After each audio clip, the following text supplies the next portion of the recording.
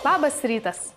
Jūsų žydruosius ekranus kažkam galbūt ankstų šeštadienio rytą vėl pasiekė laida Universitetai LT. Nieko nelaukia, pažvelkime, ką šiandien jums, mieli žiūrovai, paruošė Klaipėdos universiteto televizijos kūrybinė komanda.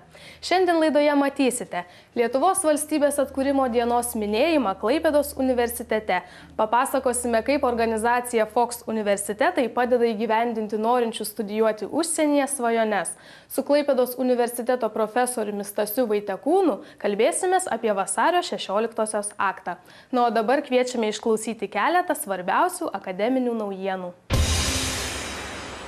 Vasario 16-oji – viena svarbiausių Lietuvai istorinių datų, neišvengiamai minimų kiekvienoje mokslo įstaigoje. Kaip ir kasmet Lietuvos valstybės atkūrimo dieną minėjo ir Klaipėdos universitetas, renginyje apdovanodamas labiausiai to nusipelniusius universiteto mokslininkus ir darbuotojus. Klaipėdos universitete buvo minima vasario 16-oji Lietuvos valstybės atkūrimo diena. Ja universiteto bendruomenė pradėjo valstybės himnu, po kurio Klaipėdos universiteto rektorius profesorius daktaras Vaidutis Laurėnas tarė sveikinimo žodį. Lietuvos valstybės atkūrimo dienos minėjimo metu Klaipėdos universiteto profesorius habilituotas daktaras Stasys Vaitekūnas skaitė pranešimą tema „Signatarai ir laikmetis“. Profesoriaus pranešimą pradėjo Telšių Žemaitės jaunimo teatras, atlikdamas meninę vaidybinę kompoziciją pagal Stasio Vaitekūno knygą apie vieną iš vasario 16-osios signatarų Stanislovą Narutavičių. Pasak knygos autoriaus, toks netradicinis pristatymas jaunimo iniciatyva.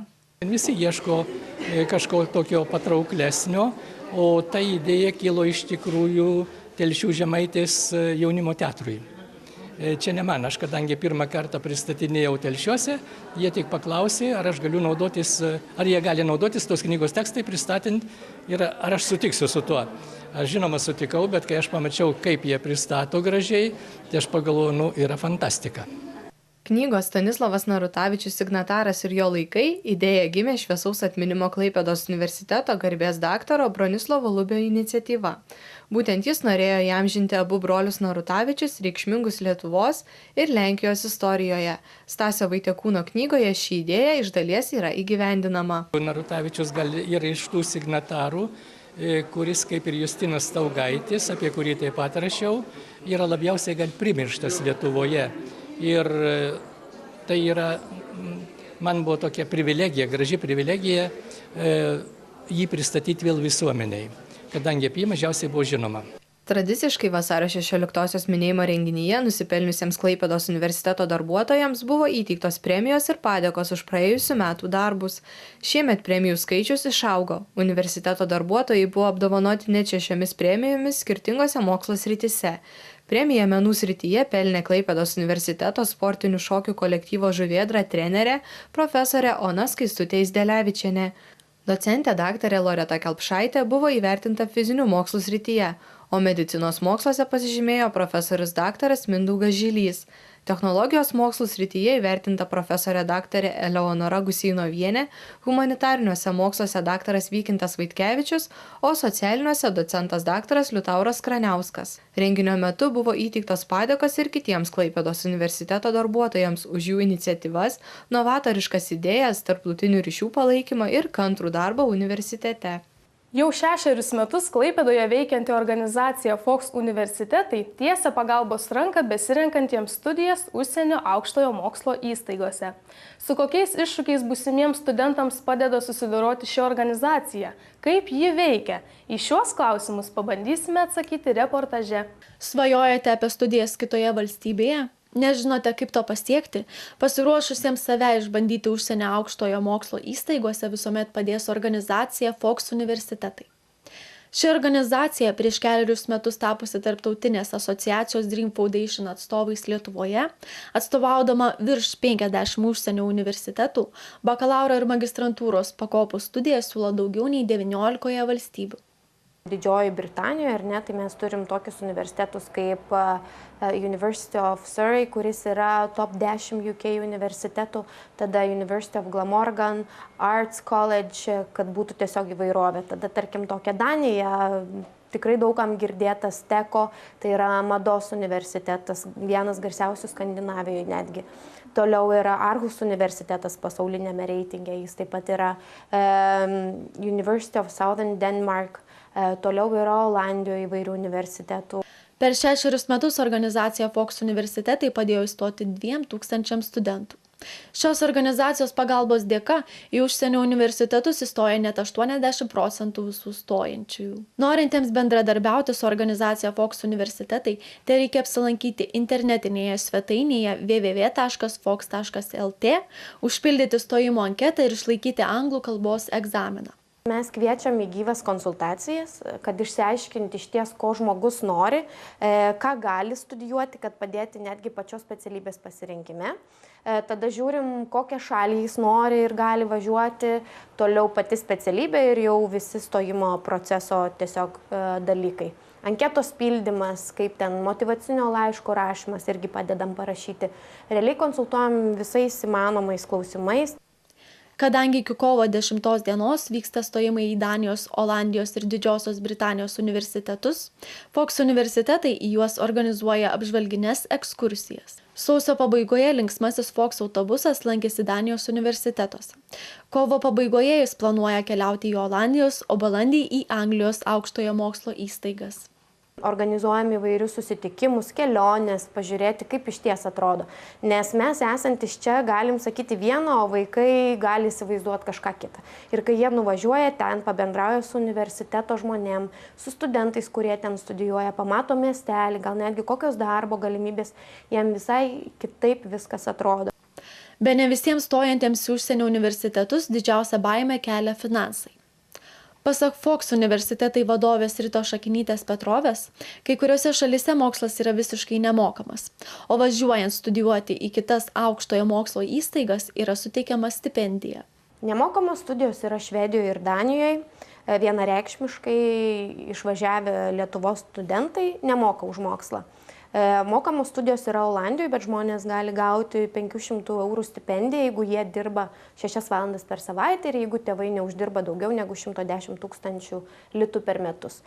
Toliau, jeigu kalbant apie Didžiąją Britaniją, tai jie gauna paskolą, kuri padengia studijų kainą ir kurios sąlygos yra tikrai puikios. Be to, Rita Šakinytė Petrovė tikina, kad studijuojantis užsienyje puikiai derina studijas su darbu. Kiek aš pati asmeniškai bendrauju su studentais, kurie yra išvykę, jie visi dirba. Anksčiau ar vėliau, vėliausiai, sakykime, po metų jie pradeda dirbti ir pilnai išsilaiko save, pasitaupo kelionėm ir jeigu reikia, dar pagelbėti tiesiog šeimos nariam. Kalbinti kitų šalių universitetų studentai sako tokį kelią pasirinkę dėl įvairiausių priežasčių. Galimybės plėsti akiratį, pažinti kitų šalių kultūrą, kalbą, įgyti kitokios patirties. Aš jau nuo vaikystės norėjau studijuoti užsienyje, tai mano toks kelias jau buvo, kad aš žinojau, kur einu ir žinojau, kad noriu iššūkio, tai todėl mano toks ir pasirinkimas ir buvo ten važiuoti. Aš maniau, kad būtų geras šansas susipažinti, pakeliauti, pamatyti naujų žmonių, susipažinti su nauja kultūra, pamatyti, išgirsti naują kalbą. Studentų nuomonė, stojant į kitos šalies universitetą, labiausiai neramina finansiniai klausimai ir anglų kalbos mokėjimas. Pirmais metais galbūt buvo tas toksai kalbos barjeras, kada bijojau, kad kažko nesuprasiu per paskaitą, sėdėdavau ir grauždavau pieštuką, kaip čia supras, ką iš čia kalba ir sėdėdavau, rašydavau kiekvieną žodį, ką pasako. Dažniausiai iš tikrųjų visi bijo dėl finansų, tai tikrai galima ir darbus susirasti studentai, ten kelias dienas per savaitę padirbsit ir tikrai viskas bus išspręsta. Kaip teigia Fox universitetai vadovė Rita Šakinytė Petrovė, studijos kitos šalies universitete tikrai ne kiekvienam. Jau pats stojimo procesas pareikalauja daug pastangų ir ryžto.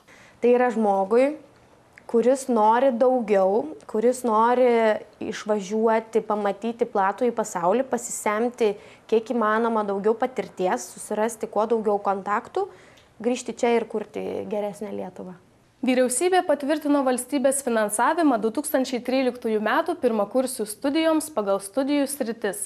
Nuspręsta už valstybės lėšas rengti daugiau inžinierių ir technologų. To bus pasiekta ženkliai mažinant humanitarinių ir socialinių mokslų programoms skirtą krepšelių skaičių. Preliminariai skaičiuojama, kad ateinančiais akademiniais metais 14,8 tūkstančių studentų pateks į valstybės finansuojamas vietas, o apie 600 įstojusiųjų į valstybės nefinansuojamas vietas gaus studijų stipendiją. Antradienį Klaipėdos universiteto humanitarinių mokslų fakultete buvo atidaryta fotografijų paroda Švedija iš paukščio skrydžio. Jos autorius iš Rusijos kilęs fotografas Dmitrijus Karpenko. Fotografijų parodos atidarymo metu sveikinimo žodį tarė Klaipėdos universiteto humanitarinių mokslų fakulteto dekanas profesorius daktaras Rimantas Balsys. Išmaištavo esą pažintį su Švedijos valstybe galima pradėti stovint prie Baltijos jūros ar tiesiog žiūrint į atidarytos parodos fotografijas. Džiaugsmo ir nuostabos matydamas gimtojo krašto vaizdus neslėpė Švedijos garbės konsulas Joakimas Bernhardssonas. Švedijos gamta iš tikrųjų turi daugiau įvairovių, nei ką parodyta čia. Man labai įdomu, kad tai ne švedas, kuris paveikslavo, o būtent užsienietis. Pasak Kalbų ir kultūrų centro skandinavistikos padalinio švedų kalbos dėstytojos Virginijos Jurgaitytės, fotografijos paroda į Klaipėdos universitetą atkeliavo iš kaimyninės Latvijos valstybės.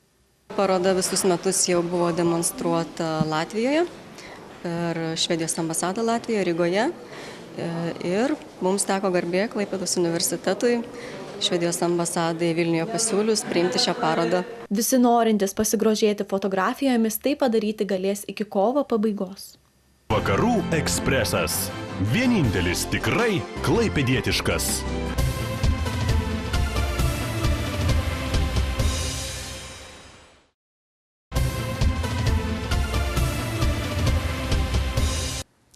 Kasmet vasario 16 dienos minėjimas priverčia istorikus atsigręžti į praeitį ir dar kartą pasvarstyti, kur dingo jau ne vieną dešimtmetį ieškomas Lietuvos valstybės atkūrimo aktas. Apie tai šiandien kalbėsime su Klaipėdos universiteto profesoriumi, monografijų apie vasario 16 akto signatarus Stanislovą Narutavičių ir Justiną Staugaitį autoriumi, profesoriumi Stasiu Vaitekūnu. Gerbiamas profesoriau, kokiais šaltiniais buvo remiamasi kuriant šias dvi minėtas monografijas? Šaltinių iš tikrųjų Lietuvoje yra išlikę nedaug, kadangi tie du signatariai buvo labiausiai užmiršti ir apie juos nieko praktiškai nėra, ypač apie Stanislovą Narutavičių, kadangi jo namų biblioteka buvo išdraskyta karo metais, tai reikėjo ieškoti visose Lietuvos archyvuose, bibliotekose, o taip pat ilgokai dirbti Varšuvoje, archyvuose ir bibliotekoje. Tai šį bei tą visada galima ieškant surasti. Neišvengiamai jums teko susidurti su vasario 16 dienos aktu. Kuo jo pasirašyme yra svarbus Stanislovas Narutavičius? Na, su pačiu aktu turbūt niekas nėra susidūręs arba jo nelaikęs rankose iš dabartinių mokslininkų. Bet kuo svarbus Narutavičius? Manyčiau, kad ne tik Narutavičius, reikėtų kalbėti apie 4 žmonės, kurie buvo tam tikroje opozicijoje. Tai buvo Stanislovas Narutavičius, Jonas Vileišis, Steponas Kairys ir Mykolas Biržiška, kurie turėjo savo požiūrį į Lietuvos nepriklausomybę ir atkakliai reikalavo, kad būtent būtų priimtas aktas, kuris neįpareigoja Lietuvos valstybės jokių ryšių su kitomis valstybėmis, kurios kada nors buvo galbūt. Tai jų tas užsispyrimas buvo labai didelis. Reikia prisiminti, kad dar 17 metų gruodžio 11 dieną taryba buvo priėmusi tokį įsipareigojimą dėl karinės sąjungos su Vokietija, dėl muitų sąjungos su ją, paskelbus Lietuvos nepriklausomybę. Aš manau, kad tuo metu tai buvo tam tikras toks diplomatinis ėjimas, kad Vokietija lengviau leistų skelbti aktą, tačiau įvykiai 18 metų pradžioje labai smarkiai kito, dėl to, kad tai buvo pirmasis pasaulinis karas, Rusijoje įvyko revoliucija ir šita 4 opozicija pasakė, kad skelbėme nepriklausomybę be jokių įsipareigojimų. Kada taryba nesutiko, šitie 4 žmonės pasitraukė iš tarybos ir kada buvo jau skaičiuojamos dienos, taryba suprato, kad pasirašius aktą be jų, jis gali būti, toks nepilnavertis arba užblokuotas, sukels daug triukšmo, nereikalingų kalbų ir tada pakvietė tos 4 grįžti. Bet jie sutiko grįžti tik su viena sąlyga, jeigu bus priimtas aktas, kurį jie turi ir tame akte nieko nėra apie jokius įsipareigojimus kitoms valstybėms. Ten buvo parašyta, kad visus santykius su kitomis valstybėmis gali galutinai nustatyti tik steigiamasis Seimas. Ir svarbiausias Lietuvos nepriklausomybės aktas, jisai yra ieškomos galima sakyti, nuo 1940 metų. Kur jūsų manimų dingo ieškomiausias valstybės aktas? Kiek man pavyko užtikti, tai šitas aktas buvo pasirašytas 3 egzemplioriais. 2 lietuviški egzemplioriai ir 1 vokiškas. Tai buvo padėti 3, taip sakant, lapai. 2 lietuviški, 1 vokiškas ir visi abėcėlės tvarka pasirašė. Tai 1 lapą pasiėmė pasirašius Jonas Basanavičius, kuris pirmininkavo tam posėdžiui. Vokišką egzempliorių pasiėmė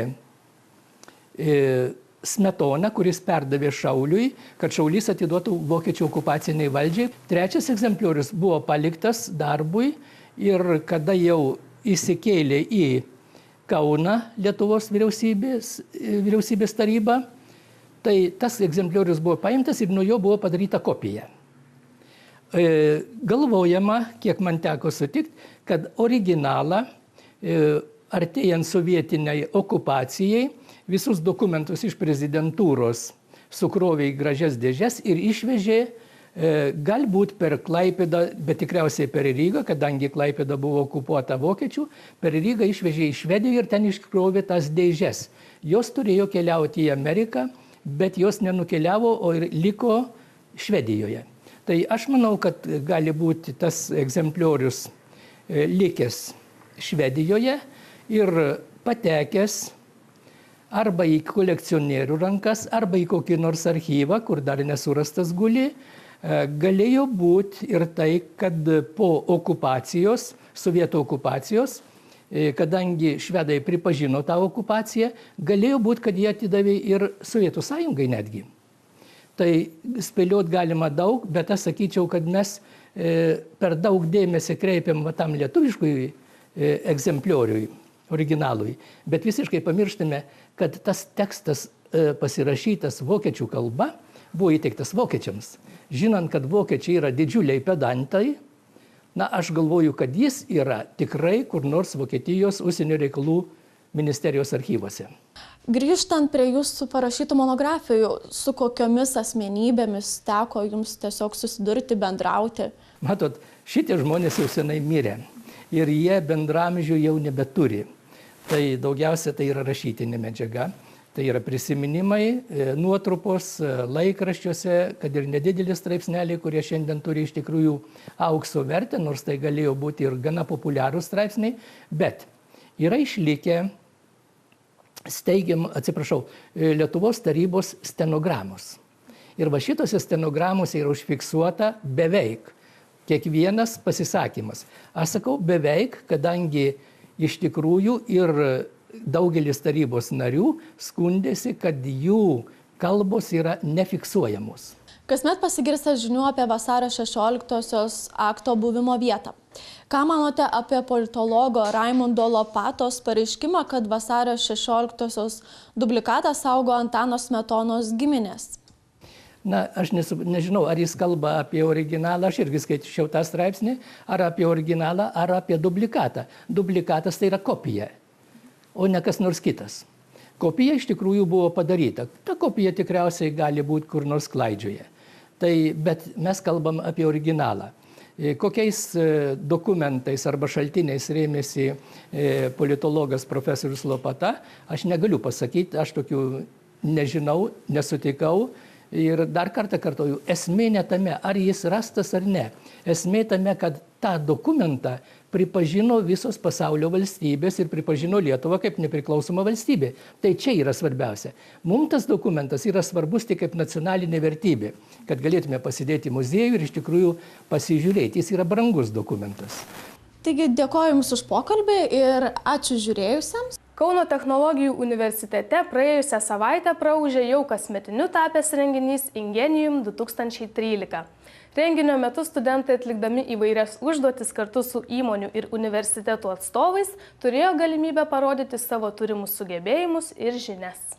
5 metus iš eilės KTU karjeros centro komanda kvietė KTU studentus atskleisti savo potencialą ir dalyvauti KTU Ingenium 2013 dirbtuvėse. Mišriose komandose kartu su įmonių atstovais, atrinktais atsižvelgiant į dalyvių studijų programas ir universiteto atstovais, studentai vykdė įvairias komandinės užduotis. Užduotis iš tikrųjų labai įvairios yra. Yra diskusinės, yra kūrybinės užduotis ir stengiamės daryti tokias, kad tiesiog tai nereikalautų kažkokių ypatingo pasiruošimo, ypatingų žinių, o galėtų sudalyvauti kiekvienas. Labai džiaugiuosi, kada kviečia į tokius renginius universitetai, nes tai yra galimybė verslui ir akademiniam pasauliui ir studentams svarbiausia pažinti vienam kitą. Šito renginio metu susipažįstu su studentais. Išsirenkame pačius pačiausius, pasikviečiame pas save įmonę, kurie vieną dieną būna asistentais tikrų vadovų ir tikros darbo aplinkos ir suteikiam galimybę jiems toliau augti su įmonė kartu. Pagrindinis tikslas, kad studentai arčiau susipažintų, save parodytų įmonių atstovam, netgi nedalyvaujant nei kažkokiam darbo pokalbiai, o tiesiog kartu vykdant kažkokias užduotis. Šiemet renginyje dalyvavo 16 studentų ir 30 įmonių atstovų iš skirtingų Lietuvos įmonių. Užduočių metu studentai galėjo pademonstruoti darbo komandoje gabumus ir greitą reakciją sprendžiant iškilusias problemas. Verta dėl to, kad vis tiek toks, liepia pakalbėti, liepia kažką atsakinėti, viskas taip spontaniškai vyksta. Po to manau, kad vakare grįšiu ir džiaugsiu savim, kad tą pasakiau, pašnekėjau, atsistojau, nepabijojau. Ko gal anksčiau nežinotum, kad gali daryti, pasirodo, kad tu gali daryti. Aš manau, išties labai puikiai suorganizuotas renginys. Aš praeitais metais turėjau galimybę stebėti ir tada jau pamačiau, kaip smagiai grupelėse žmonės bendrauja. Ir tuo pačiu teko dabar tą pajusti. Tai išties labai smagi atmosfera, draugiška ir kas svarbiausia, įmonių atstovai su manim labai gražiai elgėsi, tiesiog patardami, tai smagu. Šiais metais po komandinių užduočių prie studentų ir įmonių atstovų prisidėjo ir KTU darbuotojai, tiesiogiai susiję su studijų organizavimu universitete. Vykusioje diskusijoje siekta sukurti universiteto viziją, kuri galėtų būti vienas iš žingsnių tolesnio bendradarbiavimo link. Antrojoje renginio dalyje buvo aptariama studijų kokybė, praktikos nauda bei diplomo vertė. Kaip vertinate studentus, kuriuos šiandien pamatėte? Iš tikrųjų, jie visi labai įvairūs ir tikrai tikiu, kad yra labai gabūs ir tikrai mokantis panaudoti savo žinias ir prezentuoti ir save. Džiaugiuosi. Renginį tiesiogiai transliavo jaunimo televizija Kobra TV. Šiandien tiek. Visas akademinės naujienas galite sekti Klaipėdos universiteto televizijos Facebook puslapyje, pasinaudoję nuorodą esančią apačioje. Kviečiu laidos kartojimą žiūrėti pirmadienį 9:30 min. Dėkoju žiūrėjusiems. Visiems linkiu puikaus savaitgalio. Pasimatysime kitą šeštadienį. Iki.